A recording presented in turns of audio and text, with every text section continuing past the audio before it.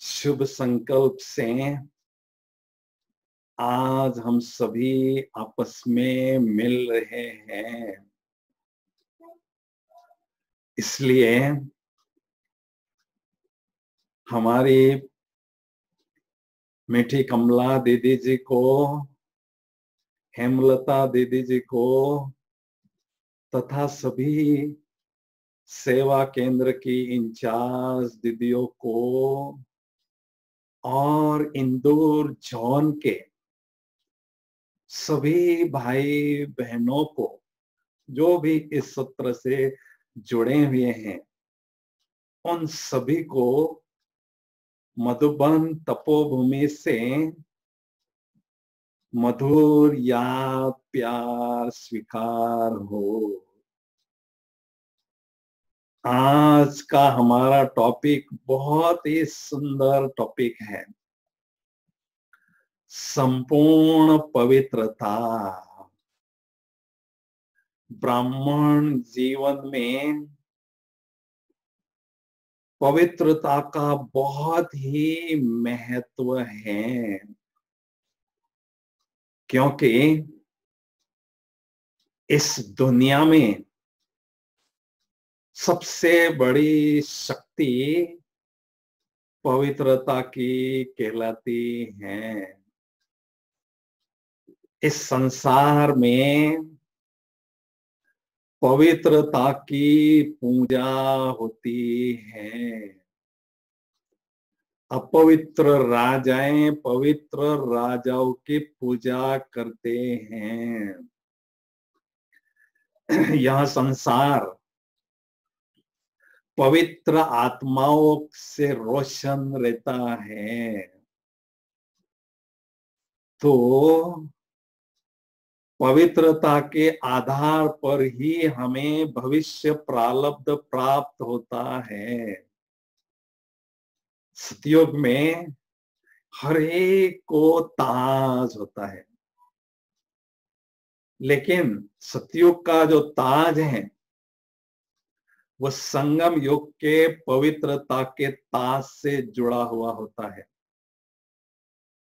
जितना संगम युग में पवित्रता का ताज जिसका बड़ा होता है,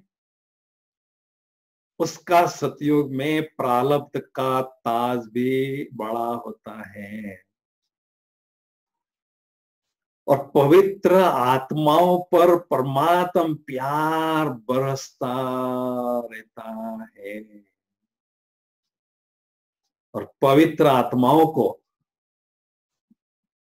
परमात्मा से विशेष गिफ्ट मिलती है। कौन सी मिलती है? वॉइसलेस वायरलेस सेट की। उसके आधार से पवित्र आत्माएं जब चाहे डायरेक्ट परमात्मा से बात कर सकती हैं, और परमात्मा भी ऐसी महान आत्माओं के साथ डायरेक्ट बात कर सकते हैं। तो कहते हैं जितनी पवित्रता उतनी पात्रता भविष्य प्रारब्ध के लिए होती है। और पवित्रता के आधार से ही आत्मा की क्वालिटी डिपेंड करती है। जिनकी मानसिक पवित्रता की स्थिति बहुत ऊंची होती है, वो ए ग्रेट क्वालिटी की आत्माएं कहलाती है। तो इसके लिए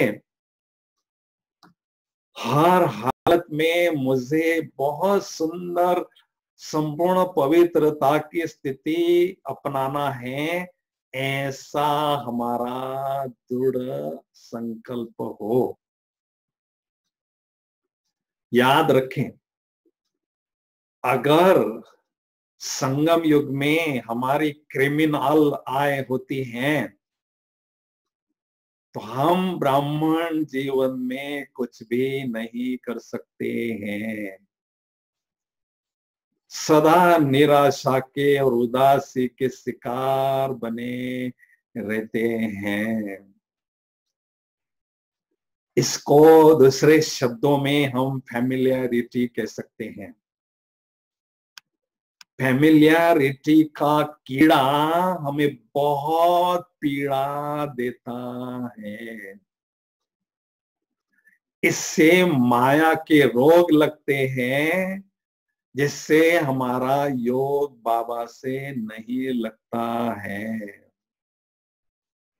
हम देखते हैं कई ब्राह्मण शिकायत करते हैं कि पता नहीं मेरा योग क्यों नहीं लगता है, पता नहीं ये ब्राह्मण जीवन का मैं आनंद क्यों नहीं अनुभव कर रहा हूं।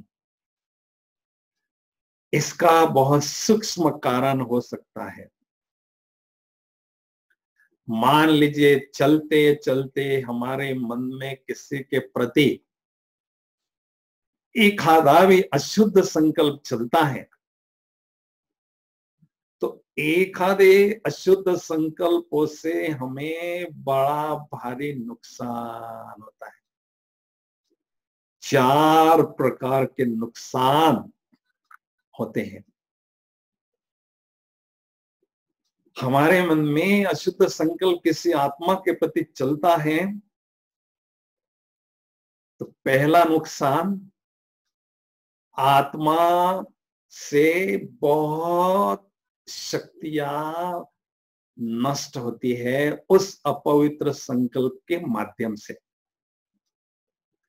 दूसरा नुकसान, वो अपवित्र संकल्प रूपी पत्थर उस आत्मा को हम मारते हैं, उसको चोट लगती है, उसकी स्थिति नीचे आती है, वो दूसरा नुकसान।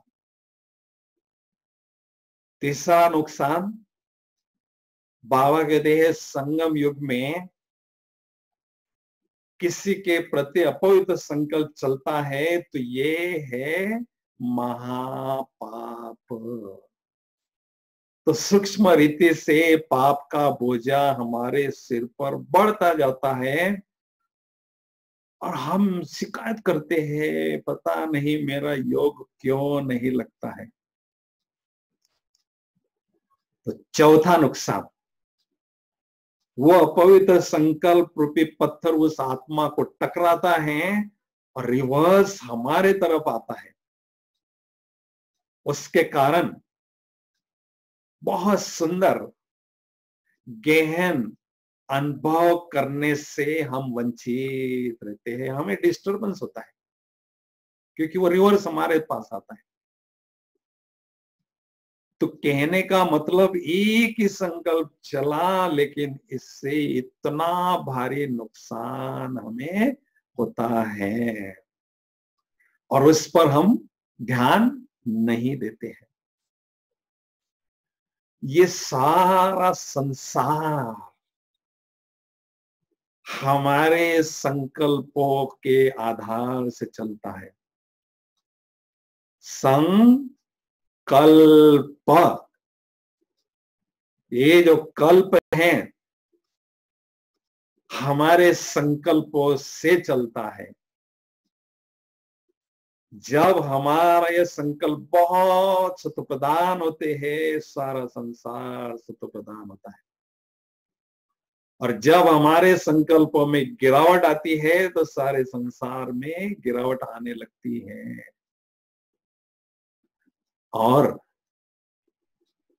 अगर हमें अपवित्र संकल्प चलता है तो उससे केवल हमें अकेले को नुकसान नहीं होता है, हमारे साथ कई आत्माओं को भी नुकसान पहुंचता है। क्योंकि बाबा कहते हैं आप पूर्वज आत्माएं कल्प वृक्ष के तने में बैठे हैं। जैसे हमारे संकल्प होते हैं उन संकल्पों के माध्यम से कल्प वृक्ष की आत्मा रूपी पत्तों को खाद मिलती है।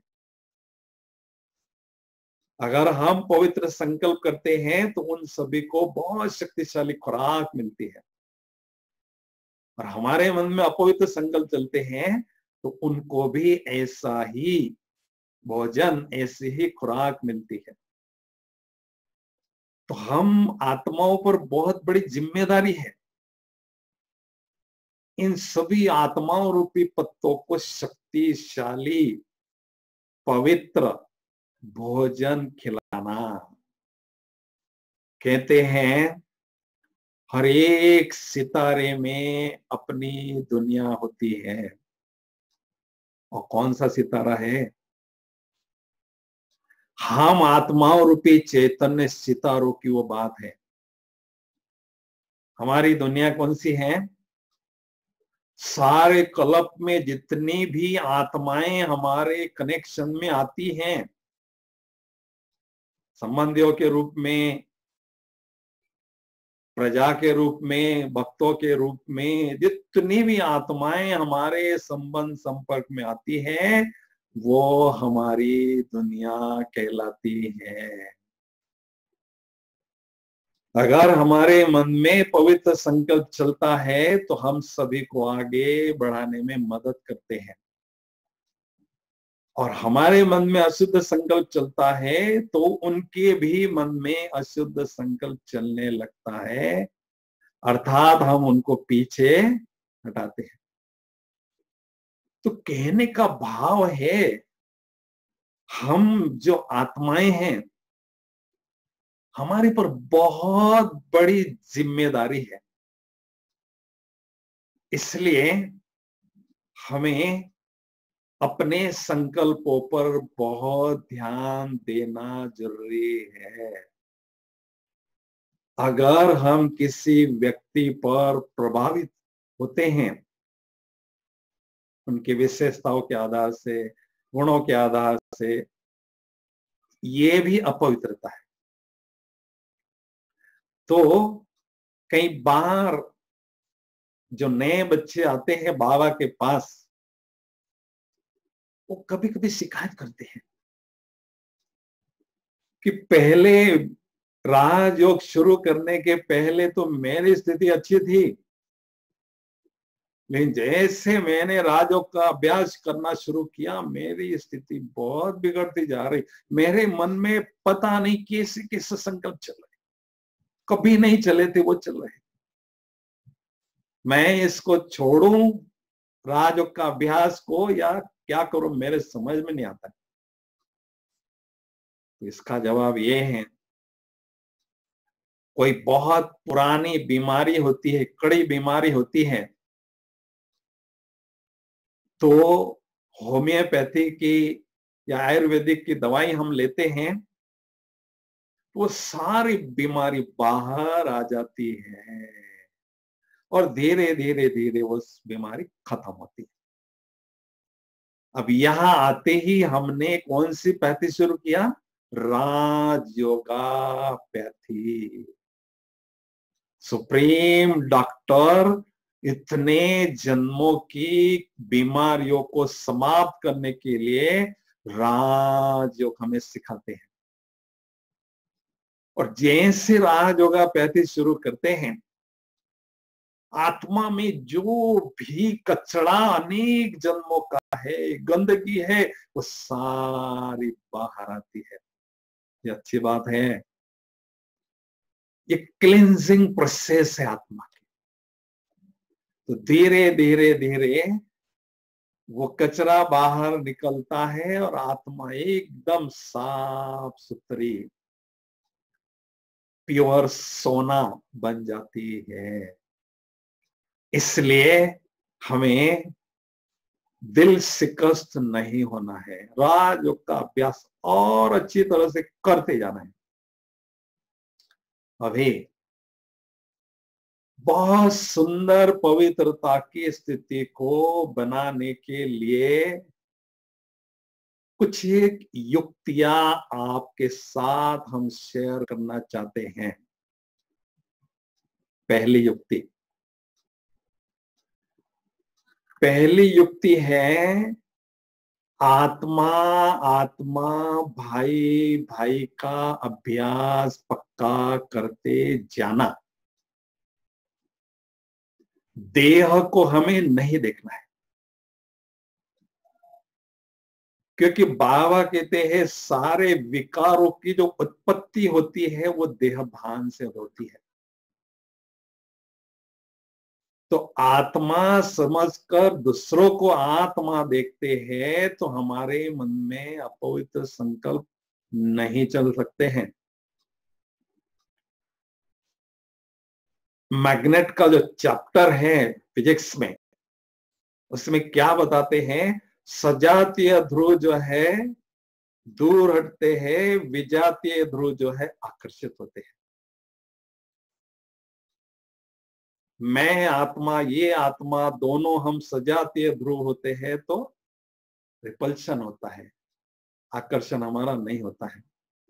मैं भाई और ये बहन समझते हैं तो आकर्षण होने का संभावना होती है। इसलिए बाबा कहते हैं भाई बहन के दृष्टि से भी आपको ऊपर उठना है। हम आत्मा आत्मा, भाई भाई एक शिव पिता की संतान है। इस अभ्यास से बहुत सुंदर पवित्रता की स्थिति हम बना सकते हैं। ब्रह्मा बाबा देखो आपके सामने शांति स्तंभ है,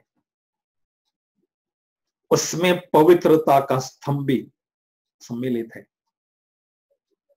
ब्रह्मा बाबा ने सारे विश्व में सबसे ऊंची स्थिति पवित्रता की प्राप्त की है। उनके जैसी पवित्रता, उच्च कोटि की पवित्रता किसी धर्म आत्माओं की भी नहीं है।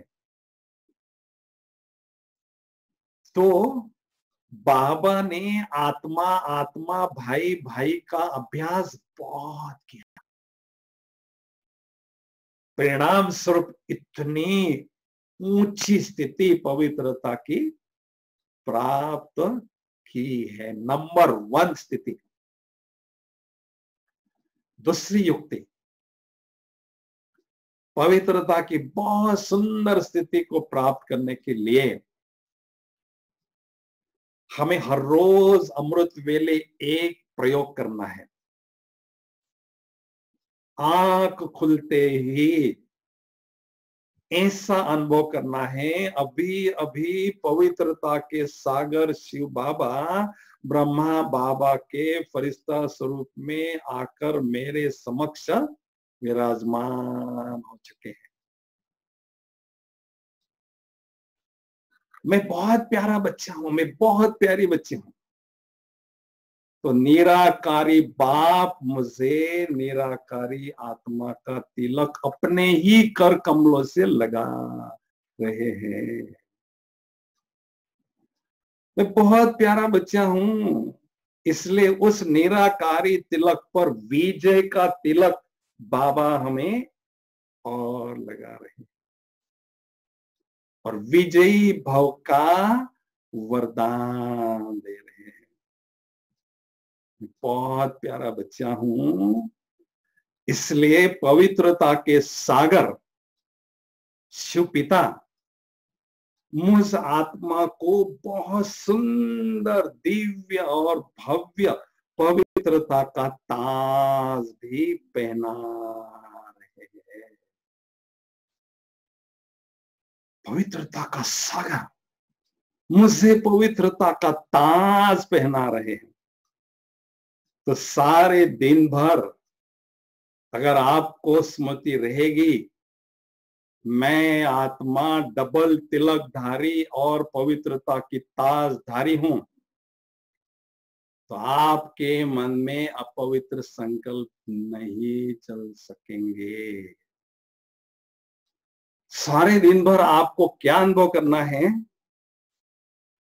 मैं पवित्रता का अवतार, मैं पवित्रता की देवी हूं। जहां मैं जाता हूं, जहां मैं जाती हूं, पवित्रता के खुशबुए, पवित्रता के तरंगे इस संसार में फैलाता हूं, फैलाती हूं।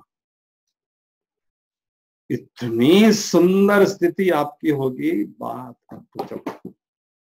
फिर बाद में आपको तीसरी युक्ति अपनाना है कि मेरा शिव पिता पवित्रता के सागर है, मेरी मां ब्रह्मा मां मास्टर पवित्रता के सागर हैं, मेरा जन्म ब्रह्मा मुख से अर्थात पवित्रता से हुआ है। अब मेरा बाप ऐसा, मेरी माँ ऐसी, मेरा जन्म ऐसा, तो बच्चा कैसा होगा? पवित्र होगा। तो मैं हूं ही पवित्र आत्मा, मैं अपवित्र हूं, मुझे पवित्रता की स्थिति मेंटेन करना है, ऐसा नहीं, मैं हूं ही पवित्र आत्मा।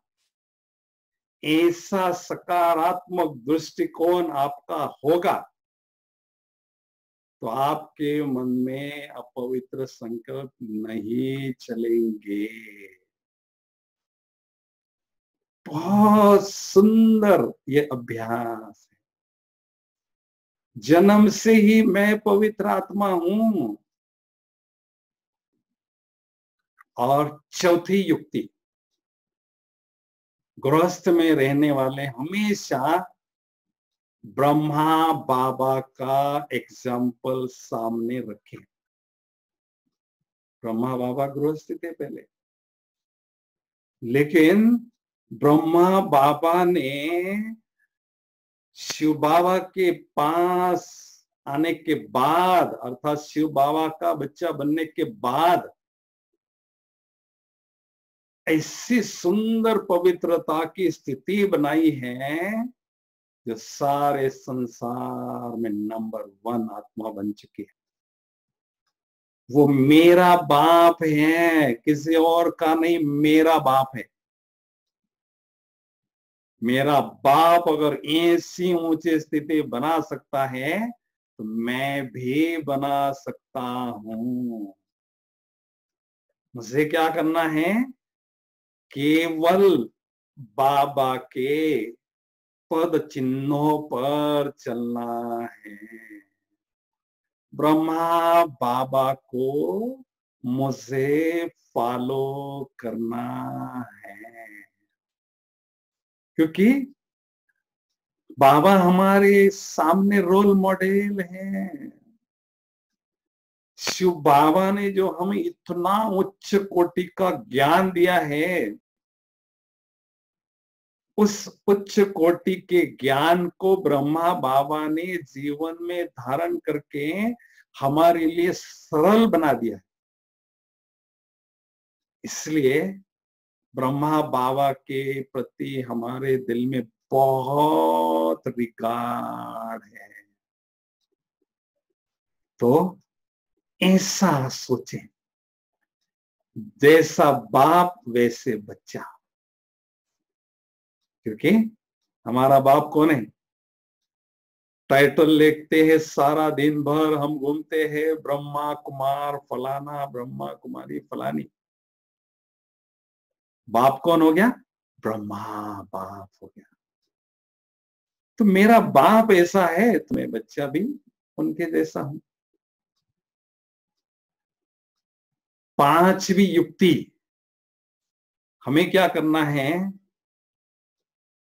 विष्णु वंश में जाकर बहुत अच्छी पोजीशन प्राप्त करना है। हम सभी वैष्णव हैं। आज भी बाबा ने मुरली में कहा, विष्णु के वंश में जाना अर्थात,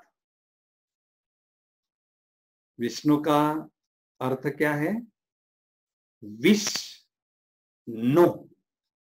जिस आत्मा में अंश मात्र भी विष नहीं है, विकार का जहर नहीं है, उनको विष्णु कहते हैं। तो ये ब्रह्मा बाबा की यादगार है, मम्मा की यादगार है, तो हमें भी उनके समीप रहना है। तो उनके जैसा मास्टर विष्णु बनना है। जो भी आत्मा पर विकारों के अंश के दाग लगे हैं, जो मेरी वैल्यू को कम कर रहे हैं, उन दागों को मुझे हटाना है। घर वापस जाने के पहले कोई भी दाग मुझ आत्मा पर न हो जो मेरी वैल्यू घटाएं, क्योंकि हर रोज हम योग का अभ्यास करते हैं, हर रोज मुरली भी सुनते हैं, लेकिन चलते चलते हमें थोड़ी सी कभी फीलिंग आती है, कभी थोड़ा सा रोब आता है। इसका मतलब विकारों के अंश अभी भी आत्मा में है। तो उसके लिए क्या करना है? ज्वाला स्वरूप योगाभ्यास को बढ़ाना है, क्योंकि साधारण योगाभ्यास से हमारे जो कड़े संस्कार हैं वो नरम भी होते हैं, गर्म भी होते हैं, लेकिन मेल्ट नहीं होते। अग्नि में सोना का बॉल डालते हैं तो वो नरम भी होता है, गर्म भी होता है, लेकिन जब तक उसका मेल्टिंग पॉइंट नहीं पहुंचता है तब तक वो पानी में ट्रांसफर नहीं होता है, उसका लिक्विफिकेशन नहीं होता है। तो ऐसे हमारे जो 63 जन्मों के कठोर संस्कार है, आत्मा में जो विकारों के अंश हैं बाकी है, उनको जड़ से खत्म करने के लिए क्या करना होगा? शक्तिशाली योगाभ्यास को बढ़ाना होगा। बाबा ने स्पष्ट इशारा दिया है, अभी साधारण योगाभ्यास करने का समय समाप्त हो चुका है।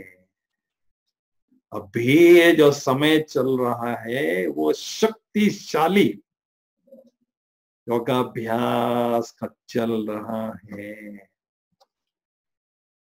ये ड्रामा अनुसार हमें चांस मिला है एकांत में बैठकर हम एकाग्रता के साथ शक्तिशाली योगाभ्यास कर सकते हैं। ये ड्रामा अनुसार हमें चांस मिला है,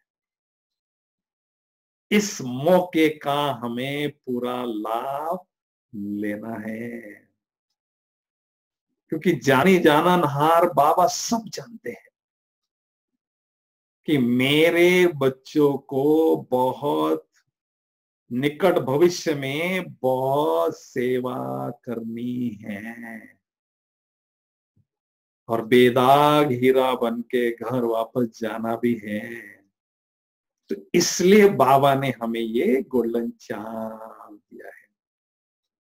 अमृत वेले या नुमा शाम के समय ऐसा ज्वाला स्वरूप योगाभ्यास हमको बढ़ाते रहना है। तो ये जो विकार के अंश वंश है जड़ से खत्म हो जाएंगे, आत्मा एकदम चमकती हुई चैतन्य हीरे के समान बन जाएगी। छठवीं युक्ति है, पवित्रता की बहुत सुंदर स्थिति प्राप्त करने के लिए जैसा संग वैसा रंग लगता है। तो परम धाम में पवित्रता के सागर बाप के संग में हमें जास्ती से जास्ती समय बैठना है, तो ऑटोमेटिक पवित्रता का रंग आत्मा पर लगता जाएगा। और हम मास्टर पवित्रता के सागर बनते जाएंगे। इसलिए जब भी समय मिलता है, बाबा के पास जाके परम धाम में बैठ जाओ, क्योंकि ये मौका हमें केवल संगम युग में ही मिलता है। संगम युग माना परमात्मा के संग में रहने का युग। सारे कल्प में हम आत्माओं के साथ रहे थे और सतयुग से और रहेंगे, लेकिन ये चांस हमें संगम युग में मिल रहा है, भगवान के संग में रहने का। अगर आपको कोई पूछता है प्रश्न, आपके जीवन के सबसे खुशनुमे पल कौन से हैं, सबसे सुहाने पल कौन से हैं, डायमंड मोमेंट्स कौन से हैं, तो अंदर से जवाब आता है कि जब मैं आत्मा भगवान के सानिध्य में, परम धाम में स्वयं को अनुभव करती हूं, वो पल मेरे जीवन के सबसे सुहाने पल है। ये पल हमारी पूंजी है।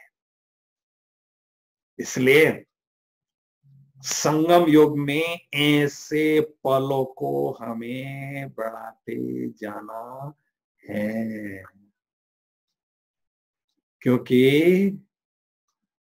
पवित्रता का सागर, आनंद का सागर, सुख का सागर, प्रेम का सागर उनके कंठे पर बैठेंगे, उनके समीप बैठेंगे, तो परम सुख की, परम आनंद की अनुभूति हमें होती रहती है। देखो, हम सभी बाबा के बच्चों को बाबा ने बहुत बड़ी जिम्मेदारी दी है। कौन सी? आपको इस संसार में पवित्रता को बढ़ाना है, इन तत्वों को भी पावन करना है। कितना बड़ा काम है। करोड़ों आत्माएं अपवित्र संकल्प मन में उत्पन्न करते हैं और हम मुट्ठी भर बाबा के बच्चे हैं, जिन्हों को जिम्मेदारी दी है सारे संसार को आपको पावन बनाना है। कभी हमारी स्थिति अच्छी होती है, कभी ना अच्छी होती है, तो इतना बड़ा कार्य हम कर सकेंगे, जरूर कर सकेंगे। कर सकते हैं, तभी बाबा ने मुरली में कहा है। एक बात समझना है, अपवित्रता क्या चीज है? पवित्रता क्या चीज है? अपवित्रता है अंधकार, पवित्रता है प्रकाश। जैसे प्रकाश बढ़ता है, अपवित्रता का अंधकार मिट जाता है। पूर्णिमा के दिन आसमान में एक ही संपूर्ण पूर्णिमा का चंद्रमा होता है, सारे धरती के ग्लोब को श्वेत प्रकाश से जगमगाता है। तो हम आत्माएं इस संसार के लाइट्स हैं, इस संसार को रोशन करने वाले हैं। इसलिए हमारी ये ड्यूटी है इस संसार में पवित्रता का प्रकाश बढ़ाते रहना। मैं एक छोटी सी बात आपके सामने क्लियर करना चाहता हूं। ये विकार, 5 विकार क्या चीज है, इनका क्या अस्तित्व है? ये जो 5 विकार है, ये केवल 5 दिव्य गुणों का अभाव है, इनका कोई अस्तित्व नहीं है। काम विकार क्या चीज है? पवित्रता के प्रकाश के अभाव से आत्मा पर काम का अंधकार छा जाता है। क्रोध क्या चीज है? शीतलता का जो दिव्य गुण है, हम धीरे धीरे उसको यूज करते हैं और त्रेता के अंत में वो लाइट डल हो जाती है, तो क्रोध का अंधकार उस पर छा जाता है। लोभ क्या है? ये शीतलता के दिव्य गुण का अभाव है। मोह, मोह क्या चीज है? सबके साथ समान प्यार होना, ये दिव्य गुण है। वो दिव्य गुण जैसा कमजोर होता है, तो मोह का अंधकार आत्मा पर छा जाता है। अहंकार, अहंकार नम्रता के दिव्य गुण का अभाव कहलाता है। अभी हमें क्या करना है? फास्ट अगर हमें जाना है, अपने संपूर्ण पवित्रता के लक्ष्य को प्राप्त करना है, तो डबल हमें पुरुषार्थ करना है। एक तरफ शक्तिशाली योगाभ्यास को बढ़ाते जाना है, जिससे विकारों के अंश वंश खत्म हो जाएंगे, और दूसरी तरफ इन विशेष 5 दिव्य गुणों को धारण करने का प्रयास करना है। तो हमारी प्रोग्रेस बहुत फास्ट होती जाएगी। बाबा का ये इशारा है। इसलिए हमें दिव्य गुणों को भी धारण करना है, क्योंकि हमारा लक्ष्य क्या है? केवल पवित्रता का गुण धारण नहीं करना है, ये पवित्रता सारे गुणों की जननी है। अन्य सभी गुणों को हमें जीवन में धारण करके सर्व गुण संपन्न भी बनना है। अभी आप अभ्यास कर रहे हैं, विभिन्न युक्तियों को जीवन में अपनाकर आगे बढ़ रहे हैं, लेकिन आपको कैसे पता चलेगा कि मेरी पवित्रता की स्थिति कितनी ऊंची बनी है और कितनी अपवित्रता मुझ आत्मा में अभी भी है? उसको कैसे आप जान सकेंगे? उसके लिए 2 तरीके हैं।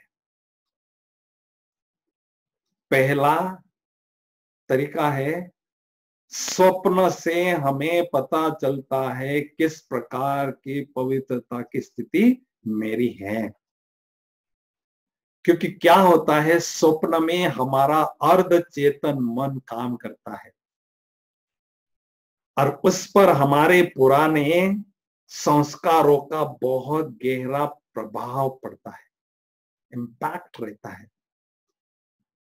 अगर हमें अभी भी थोड़े से कभी कभी अपवित्र स्वप्न पड़ते हैं, किसी भी विकार से संबंधित स्वप्न पड़ते हैं, तो समझो वो अपवित्रता का कचरा आत्मा में अभी भी है, उसको हमें साफ करना है। दूसरा तरीका, पवित्रता को अपनी जानने का। अपने संकल्पों के चेन को चेक करने से हमें पता चलता है किस प्रकार की मेरी पवित्रता की स्थिति अभी बनी हुई है। क्योंकि संस्कारों से ये संकल्प ऑटोमेटिक निकलते हैं।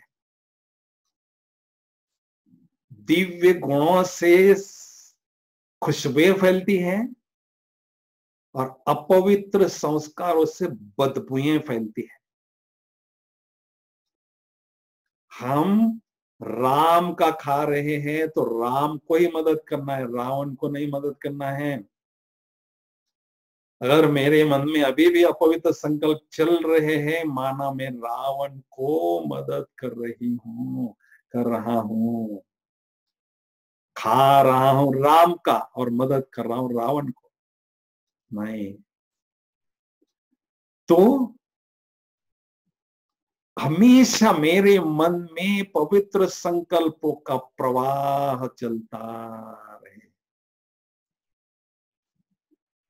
तो समझो मैं बाबा को मदद कर रहा हूं, नई दुनिया की स्थापना के कार्य में मददगार बन रहा हूं। अभी मैं अपवित्र संकल्पों से फ्री हो चुका हूं, माना द्वापर युग से आप त्रेता में पहुंच गए हैं। लेकिन आपके मन में महान संकल्पों का प्रवाह चल रहा है, बहुत शक्तिशाली संकल्पों का प्रवाह चल रहा है, माना सतयुग की स्थिति की ओर आप पहुंचते जा रहे हैं। तो पवित्रता के संकल्पों के आधार से हमें पता चलता है कि मेरी स्थिति कहां तक पवित्र बनी है। पवित्र जो शब्द है ना, उसमें इत्र शब्द अंतर्निहित है। इत्र अर्थात सुगंध। चरित्र, उसमें भी इत्र शब्द अंतर्निहित है। चरित्रवान व्यक्तियों के हम फोटो स्टैचूज क्यों लगाते हैं? क्योंकि उनके चित्र से उनका चरित्र याद आता है और उनके चरित्र से हमें दिव्यता की सुगंध मिलती है। कोई ऐसी समस्या आ जाती है, उसको पार करने के लिए उनसे हमें कुछ प्रेरणाएं मिलती है। देखो भाई जी, कितनी स्थिति उन्हों की पावरफुल थी। भाई जी ने अपनी शक्ति से कितनी सेवा बढ़ाई, तो ये इनकी पवित्रता की स्थिति की वो महानता है। तो ऐसे हमें भी ऐसे बाबा के अनन्य बच्चों को सामने रखना है और उनके जैसा बनना है। अभी पवित्रता के श्रेष्ठ स्थिति के अनुभव कैसे कैसे होते हैं? पहली बात, जैसे हमारी पवित्रता बढ़ती है तो हमारी आत्मा से पवित्रता की तरंगे, पवित्रता की खुशबुएं इस वायुमंडल में फैलती है। जहां से हम गुजरते हैं, अनेक आत्माएं महसूस करती है कि इनों की पवित्रता बहुत ऊंची है। मैं आत्मा एक चैतन्य अगरबत्ती के समान हूं। उस चैतन्य अगरबत्ती से पवित्रता की बहुत सुगंध चारों ओर फैल रही है। ऐसा हमें भी अनुभव होता है और हमारे द्वारा दूसरों को भी होता है। दूसरा उसका अनुभव, जैसी जैसी पवित्रता की स्थिति आगे बढ़ती जाती है, हमारा चित्त शांत रहता है, हमारी वृत्ति बहुत शीतल रहती है,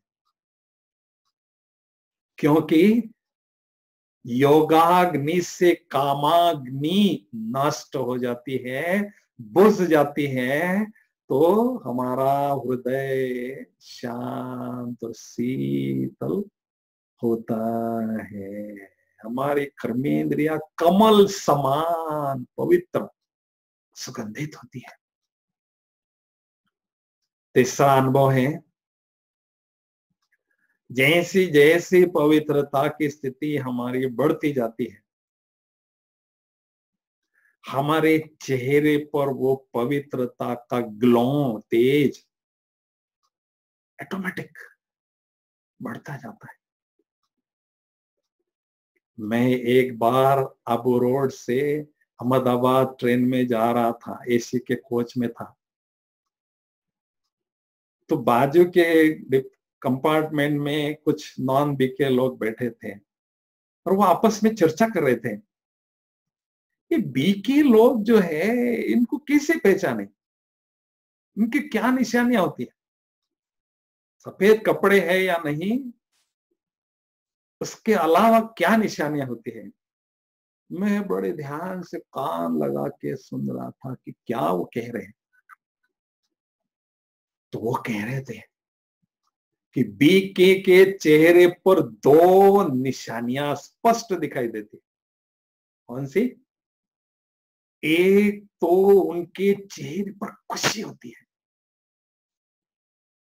और दूसरा उनके चेहरे पर तेज होता है, ग्लो होता है। तो कहने का भाव है नॉन बीके भी इस बात को अभी स्वीकार कर रहे हैं, तो ये भी बाबा की प्रत्यक्षता ही है। बाबा की क्रिएशन सुंदर बनती जा रही है तो क्रिएटर का नाम होगा ना, क्योंकि जैसे जैसे हम आत्मा का अभ्यास करते हैं, योग का अभ्यास करते हैं, मनन चिंतन करते हैं, तो हमारे शरीर में जो फिजिकल एनर्जी होती है वो ऊर्ध्व रेखा की रीति से स्पिरिचुअल एनर्जी में ट्रांसफर होती है, और जितना हम उस ऊर्जा को ट्रांसफर करते हैं उतना चेहरे पर चमक आती है, चेहरे पर ग्लो आता है। चौथी निशानी, जैसे जैसे हमारी पवित्रता की स्थिति आगे बढ़ती है, हमारे मन में किसी भी आत्मा के प्रति ईर्ष्या भाव, द्वेष भाव नहीं रहता है। और उसकी निशानी है मान शान मुझे मिले, ये भी उसकी इच्छा नहीं रहती। भगवान को मुझसे मुझे मान मान मिल रहा है, भगवान मुझे अपने दिल में रखा है, क्योंकि जितनी पवित्रता बढ़ती है ना उतनी बाबा से समीपता की अनुभूति होती है। तो ऐसी आत्माओं को मान शान बहुत छोटी सी चीज लगती है, और क्या निशानी है, जैसी जैसी पवित्रता बढ़ती है वैसे वैसे ईश्वरीय नशा और ईश्वरीय खुशी हमारी बढ़ती जाती है। एक भी मक्खी अगर आपके चारों तरफ घूमती है, हाथ पर बैठती है, पैर पर बैठती है, आपको परेशान करती है, ऐसे अपवित्र संकल्प रूपी मक्खी अगर आत्मा पर बैठती है तो हमें वो बेचैन करती है। लेकिन पवित्रता की स्थिति बढ़ने से खुशी और नशा नेचुरल होता है। और दूसरी निशानी ये है ऐसे पवित्र आत्माओं के मन में हमेशा सभी आत्माओं के प्रति शुभ भावना, शुभ कामना सदा रहती। किसी के भी प्रति नेगेटिव भावना नहीं रहती है। ये संपूर्ण पवित्रता की निशानी है। तो हमें संपूर्ण पवित्रता को प्राप्त करना है।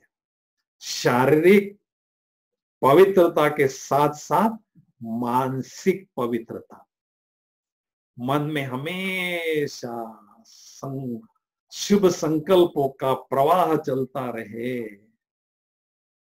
तो संपूर्ण पवित्रता की ओर हम आगे बढ़ते जाते हैं। और पवित्रता का बहुत सुंदर, दिव्य और भव्य ताज मुझ आत्मा ने धारण किया है, ऐसा अनुभव होता है। क्योंकि यहां जितना पवित्रता का ताज दिव्य और भव्य होगा, उतना सतयुग में आपको राजाई का अर्थात प्रारब्ध का बड़ा ताज मिलेगा। देखो यहाँ का कनेक्शन वहां से है, बहुत गहरा है। इसलिए मुझे किसी भी हालत में आत्मा में जो अपवित्रता का पॉइजन है,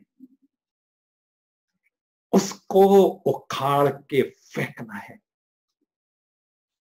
चाहे उसके लिए मुझे कितनी भी मेहनत करनी पड़े, करके रहूंगा, करके रहूंगी। लेकिन ऐसे संपूर्ण पवित्रता की स्थिति मैं बनाकर ही रहूंगा या रहूंगी, ऐसा दृढ़ संकल्प रखना है। क्योंकि प्यूरिटी ही आत्मा की रियल ब्यूटी होती है। प्यूरिटी आत्मा की रियल पर्सनालिटी होती है।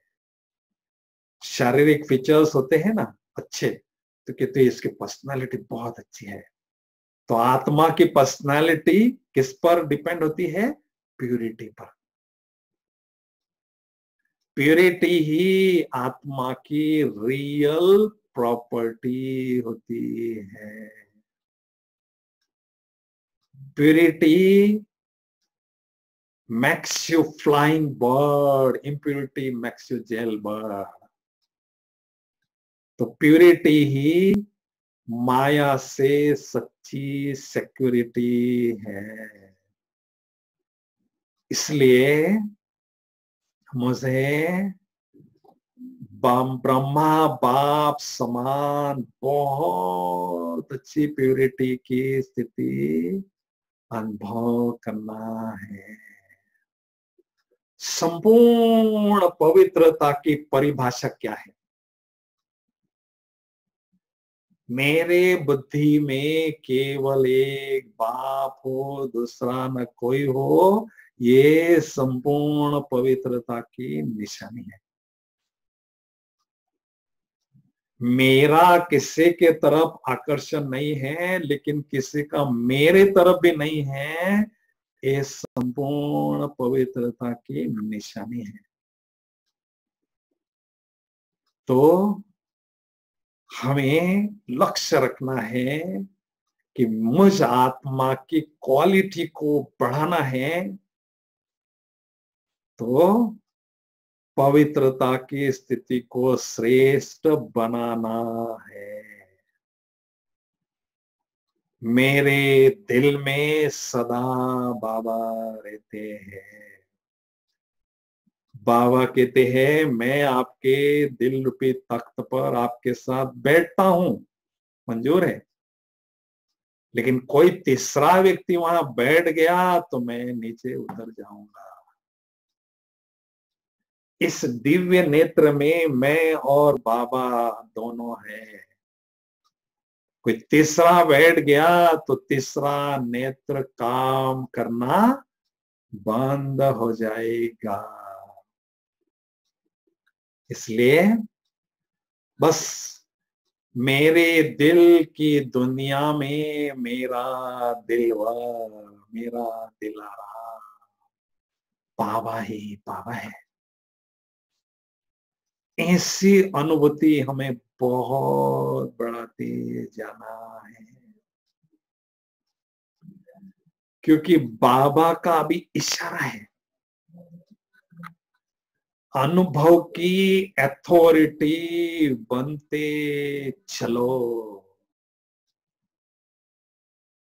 ऑल माइटी अथॉरिटी के बाद दूसरी अथॉरिटी कौन सी है? अनुभव की अथॉरिटी है, जो बहुत अनुभवी आत्माएं होती है, जिनके पास अलौकिक अनुभव की पूंजी बहुत होती है।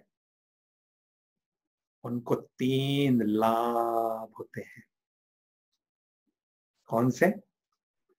पहला लाभ, ऐसे अनुभवी आत्माएं आने वाले हलचल के वातावरण में भी अचल अडोल रहेंगे, स्तंभ के समान। आप देख रहे हैं सामने स्तंभ है, ये ब्रह्मा बाबा खड़े हैं। स्तंभ अर्थात बहुत ऊंची स्थिति, लाखों करोड़ों आत्माओं को प्रेरणा प्रदान करने वाली स्थिति। और स्तंभ अर्थात अचल अडोल स्थिति। तो इसलिए हमें ऐसा अचल अडोल बनना है, ये पहला उसका लाभ है। और दूसरा लाभ, ऐसे अनुभवी आत्माएं हलचल में भी अचल रहकर अनेक आत्माओं की सेवा करते जाएंगे, अनेक आत्माओं को आगे बढ़ाते जाएंगे। ये दूसरा लाभ है। और तीसरा लाभ है, ऐसे अनुभवी आत्माओं के द्वारा इस संसार में परमात्म प्रत्यक्षता होती है, क्योंकि परमात्मा निराकार है, उनकी शक्तियां भी गुप्त है। परमात्मा की प्रत्यक्षता इस संसार में कैसे होगी? जिसकी रचना इतनी सुंदर है तो वो कैसा होगा? ऑटोमेटिक उस रचयिता के तरफ सबका ध्यान जाएगा।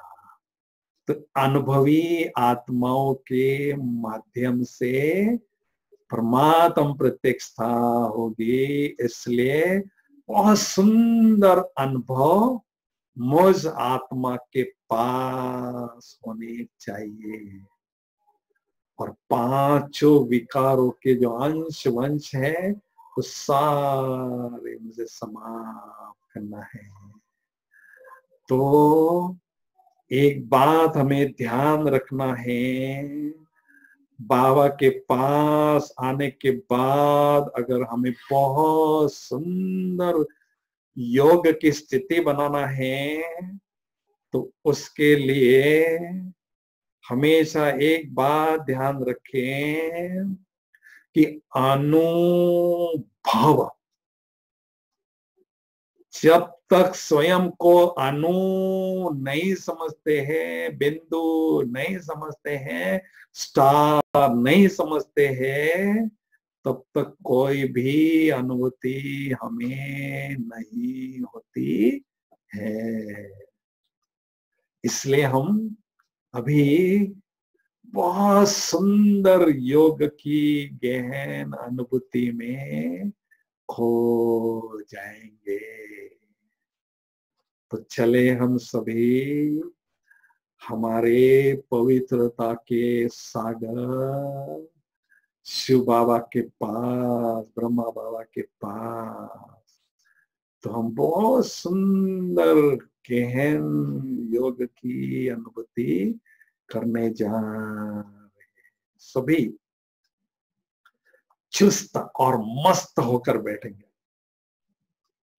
ऐसा अनुभव करो कि आप मधुबन में बाबा के पास बैठकर तपस्या भूमि में, तपोभूमि में तपस्या कर रहे हैं, ऐसा सभी हम लोग करेंगे। ओम शांति।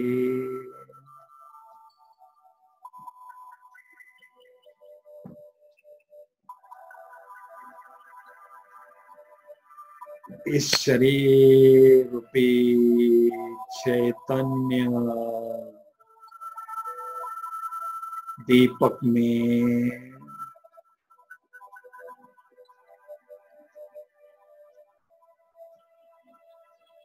इस शरीर रूपी चैतन्य दीपक में मैं आत्मा रूपी चैतन्य ज्योति जगमग रही हूँ।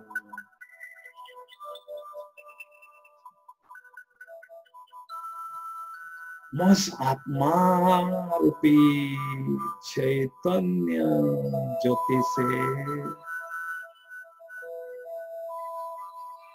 दिव्यता का प्रकाश,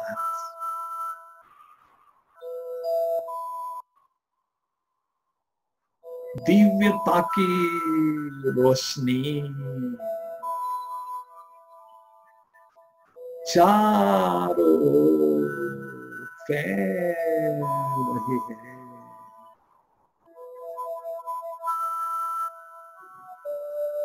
उस आत्मा रूपी चैतन्य ज्योति के चहुओं बहुत सुंदर आभा मंडल अनुभव हो रहा है।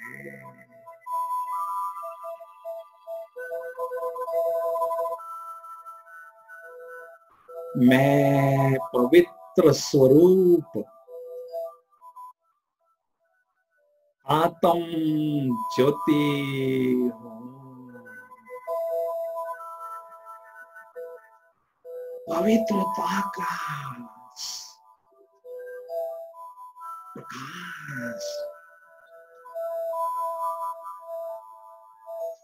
पवित्रता की सुगंध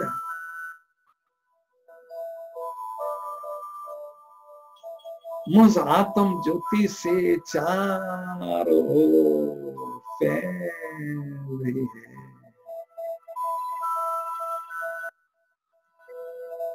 परम आनंद की अनुभूति हो रही है।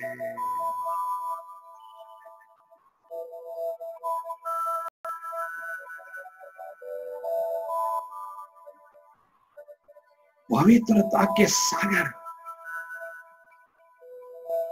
शिव पिता की मैं आत्मा संतान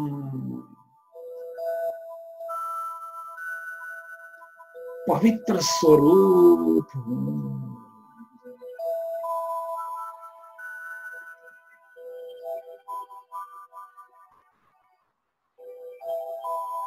भगवान की नजरों में आई हुई भाग्यवान आत्म ज्योति हूँ।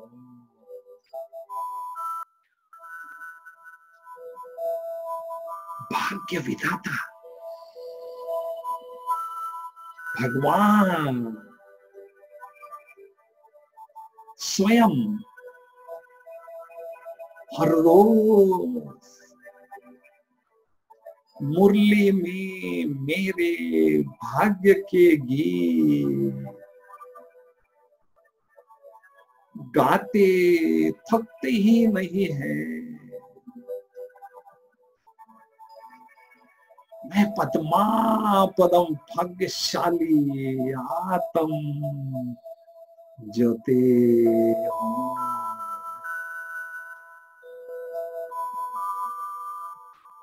सचमुच मैं कितनी न खुश नसीब आत्मा हूं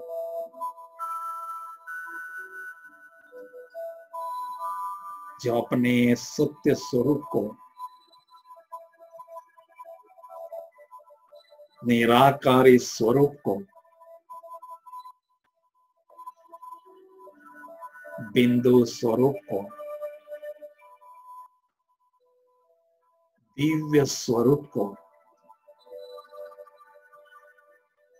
दिव्य चक्षु से स्पष्ट देख रही हूं और अनुभव भी कर रही हूं।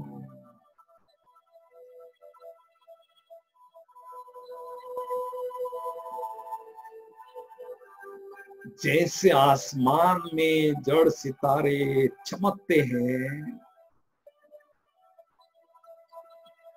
वैसे मैं भी आत्मा रूपी चैतन्य सितारा इस धरती पर विराजमान हूं।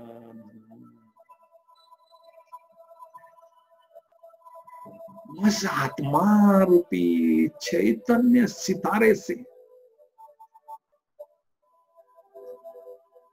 दिव्यता की चमक चारों ओर फैल रही है।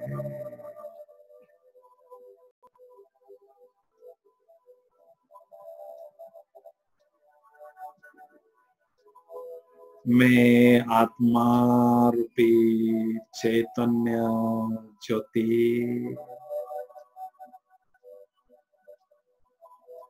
इस देह रूपी चैतन्य दीपक से न्यारी होकर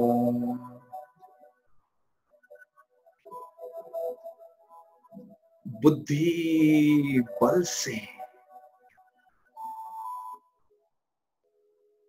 दिव्य ज्योति धाम की ओर जा रही हूं। उड़ती हुई जगमगती हुई आत्म ज्योति उड़ती हुई जा,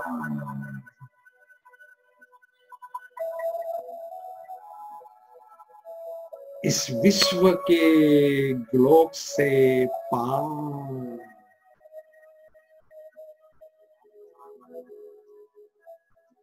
चंद्र, सूर्य और तारा ग्रहण से भी पार उड़ती हुई जा रही।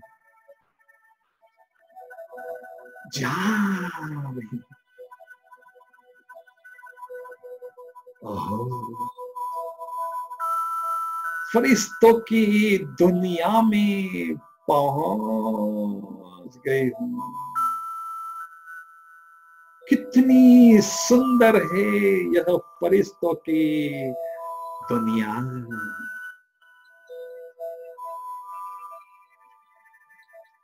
चारों ओर सफेद सफेद दिव्य प्रकाश प्रकाश है। पवित्रता ही पवित्रता है।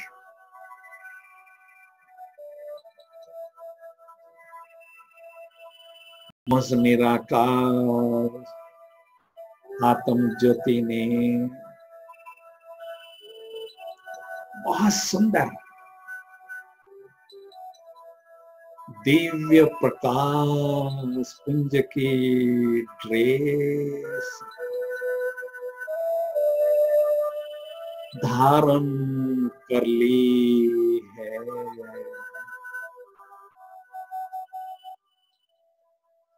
कितनी हल्की फुल्की ड्रेस है यह।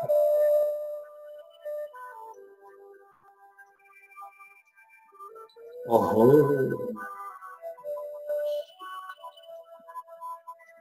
फरिश्तों के शहंशाह, प्यारे ब्रह्मा बाबा,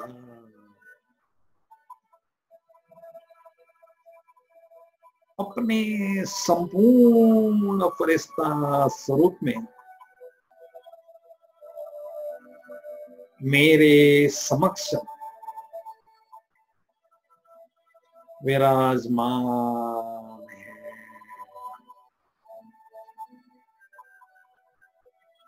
मेरे अति प्यारे, अति मीठे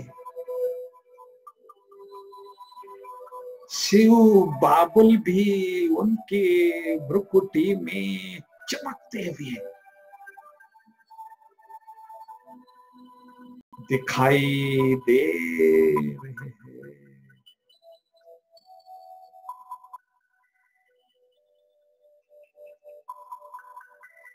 स्नेह के सागर बाबा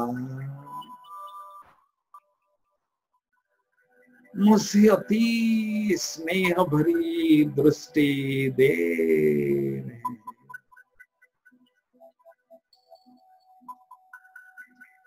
स्नेह सागर की लहरें ब्रह्मा बाबा के नेत्र मार्ग से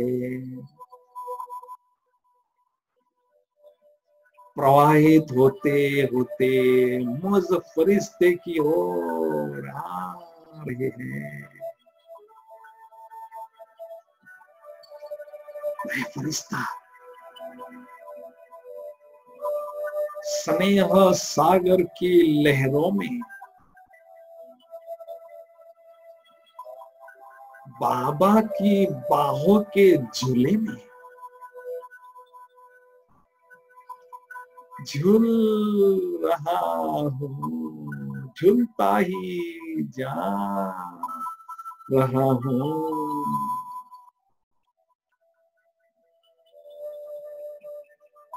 बाबा की बाहों में समा गया हूँ।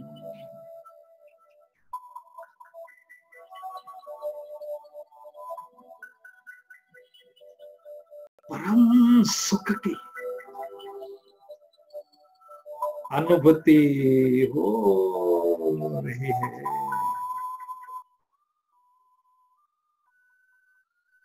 बाबा के नैनों में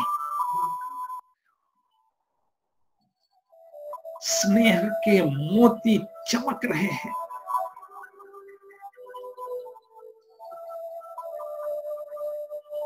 सिखिलधे बच्चे हैं। मैं बेहद खुश हूं। मैंने अपना खोया हुआ लाल 5000 वर्षों बाद पाया है, इसलिए मैं बेहद खुश हूं।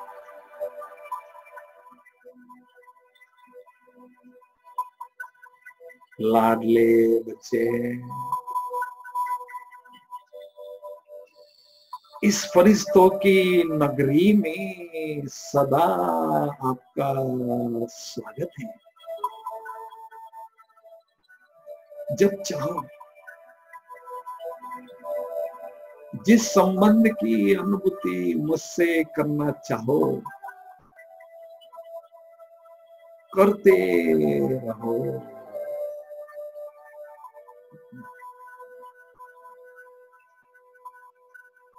प्यारे बच्चे,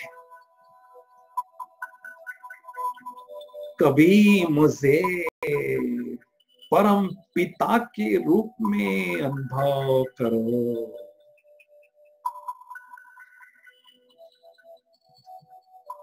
छोटा बच्चा या बच्ची बनकर मेरी गोदी में बैठो, मेरी गोदी में खेलो, मेरी अंगुली पकड़कर मेरे साथ चलो।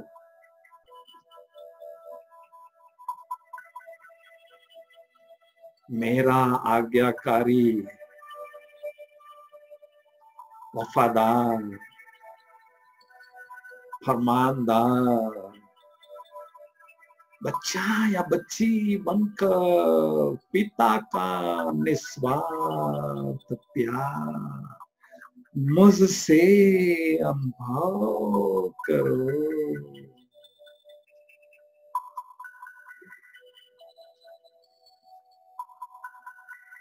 लाडले बच्चे,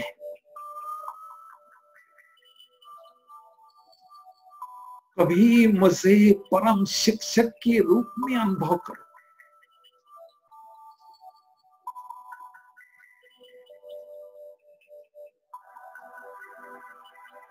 मैंने कभी स्वप्न में भी नहीं सोचा था कि स्वयं निराकार भगवान मुझे साकार ब्रह्मा तन द्वारा पढ़ाएंगे। कभी नहीं सोचा था।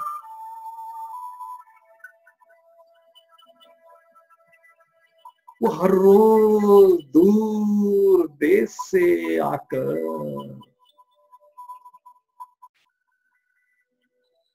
बड़े प्यार से, बड़ी सरलता से ज्ञान के गुह्य राज मुझे हर रोज समझाते हैं। जिससे मेरी बुद्धि दिव्य, दुरंदेशी और हंस बुद्धि बनती जा रही है।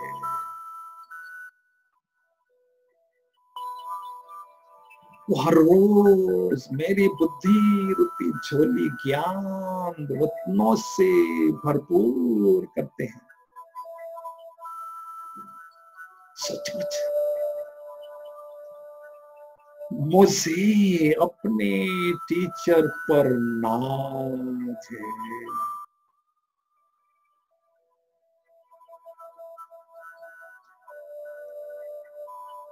मीठे बच्चे, कभी मुझे परम सद्गुरु के रूप में अनुभव करो।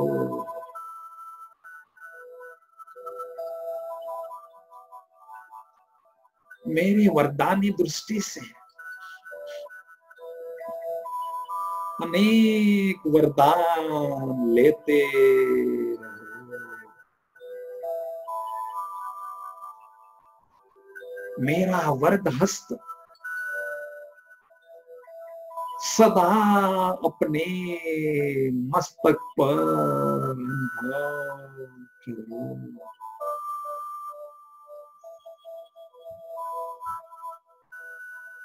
सारे दिन भर मेरी ही छत्र छाया में चलते रहो, पलते रहो। और मैंने दिया हुआ महामंत्र मन मना भव का जाप करते रहो और वरदानी मूर्त बनते रहो।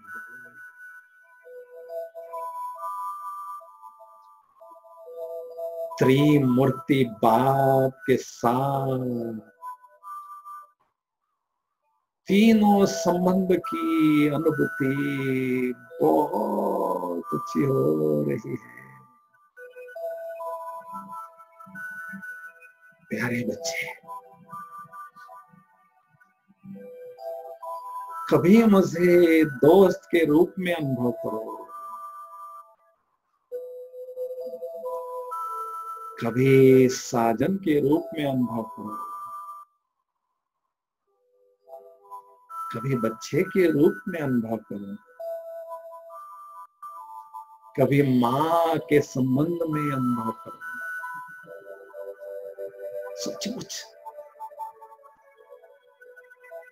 मैं पद्मा पदम भाग्यशाली आत्मा हूं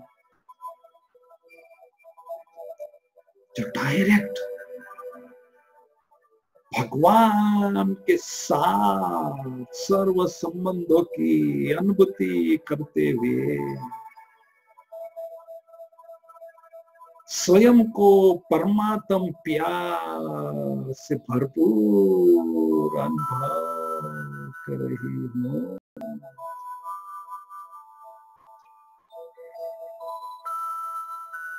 फरिश्ता स्वरूप की ड्रेस को छोड़कर मैं आत्म ज्योति बुद्धि बल से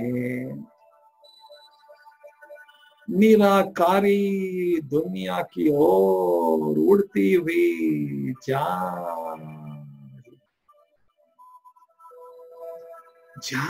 रही। ओहो, निराकारी दुनिया में पहुंच गई हूं।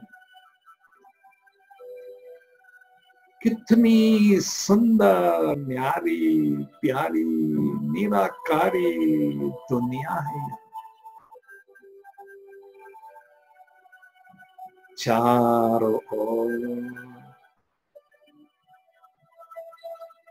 सुनहरी लाल ही लाल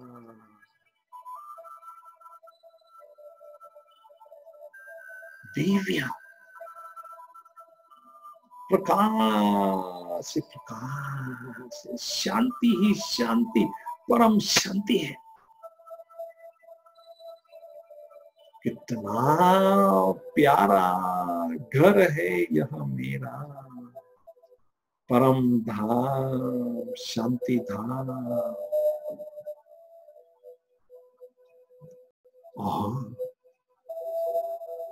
मेरे प्राणों की प्राण, मेरे प्राणनाथ, मेरे प्राणेश्वर, सत्यम शिवम सुंदरम प्यारे शिव बाबुल, मुझ आत्म ज्योति के समक्ष विराजमान है। मैं आत्म ज्योति बाबा की सुंदर छवि को निहार रही हूं, उनकी सुंदरता का आनंद ले रही हूं। मेरे दिल की दुनिया में मेरे दिलवर, मेरे दिलारा बाबा ही बाबा है, बस बाबा ही बाबा है। बाबा ज्ञान सूर्य है, आध्यात्मिक शक्तियों के प्रचंड स्रोत है।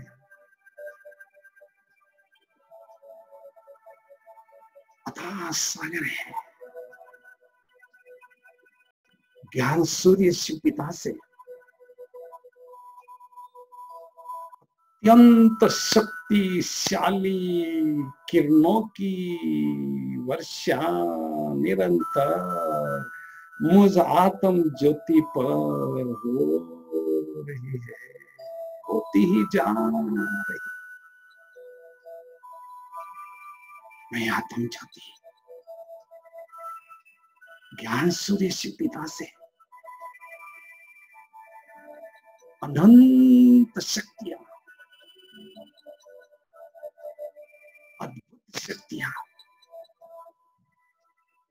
ऐसी शक्तियां स्वयं में ग्रहण कर रही हूँ, ग्रहण करती ही जा रही हूँ। योग की ज्वाला में,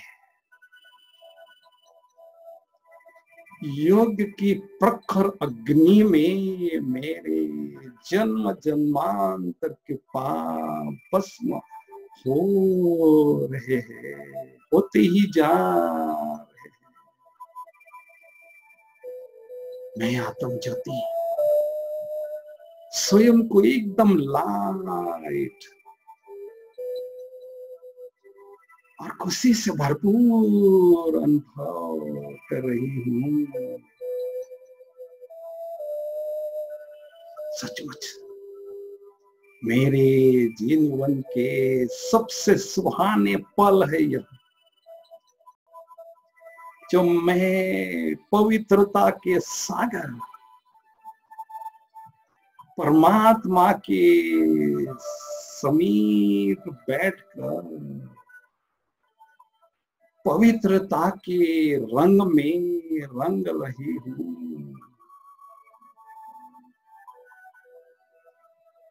परम आनंद की अनुभूति हो रही है।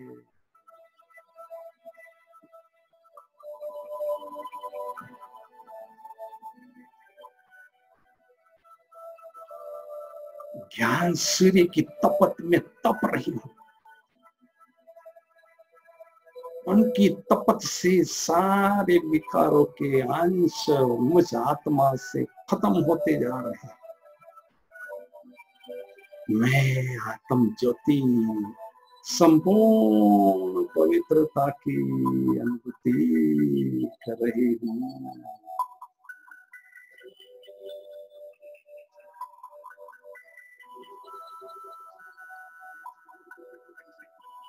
शक्तियों से भरपूर आत्म ज्योति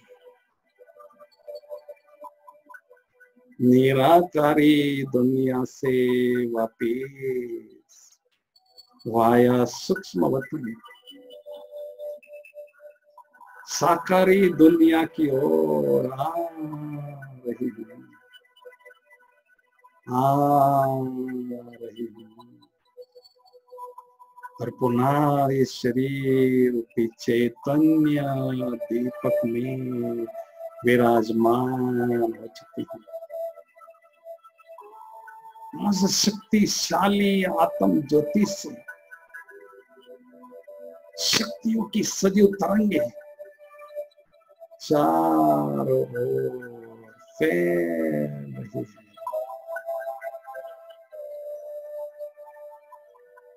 पवित्रता के सागर शिव पिता से पवित्रता की किरणों का फाउंटेन मुझ आत्म ज्योति पर पड़ रहा है। पवित्रता के फाउंटेन के नीचे मैं आत्म ज्योति नहा रही हूँ और मेरे द्वारा पवित्रता की तरंगे वाइब्रेशन चारों ओर फैल रहे हैं।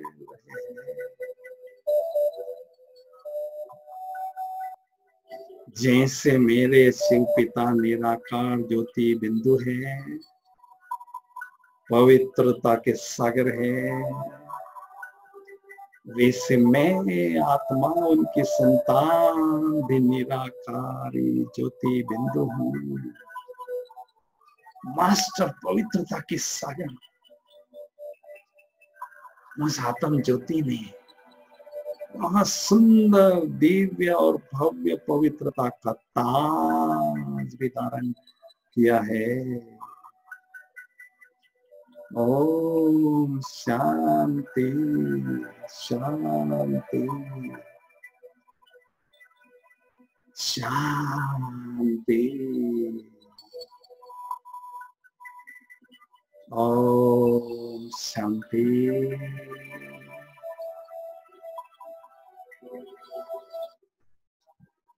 हमारी परम आदरणीय कमला दीदी जी को,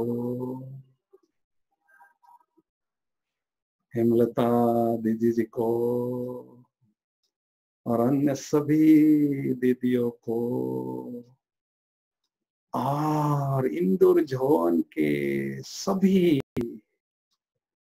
छत्तीसगढ़ वाले सभी भाई बहनों को बहुत बहुत धन्यवाद, जो आप सभी ने पवित्रता के सब्जेक्ट पर विचार शेयर करने का गोल्डन चांस दिया। सभी को बहुत बहुत धन्यवाद। ओम शांति। Thank you so much.